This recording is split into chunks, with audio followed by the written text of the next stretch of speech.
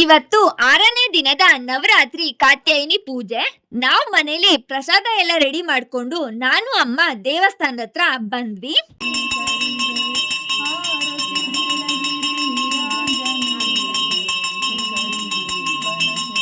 ಇವತ್ತು ಕಾತ್ಯಾಯಿನಿ ದೇವಿಗೆ ಬಾಳೆ ಎಲೆ ಮತ್ತು ಬಾಳೆಹಣ್ಣಿನಿಂದ ಅಲಂಕಾರ ಮಾಡಿದ್ರು. ತಾಯಿ ಕಾತ್ಯಾಯಿನಿ ದೇವಿಯನ್ನು ಆರಾಧಿಸುವುದರಿಂದ ಸಾಧಕರು ಮೃತ್ಯು ಲೋಕದಲ್ಲಿ ಸ್ವರ್ಗ ಸುಖಗಳನ್ನು ಪಡೆಯುತ್ತಾರೆ. ಕಾತ್ಯಾಯಿನಿ ದೇವಿಯು ಕೆಂಪು ಬಣ್ಣವನ್ನು ಹೆಚ್ಚು ಇಷ್ಟಪಡುತ್ತಾಳೆ.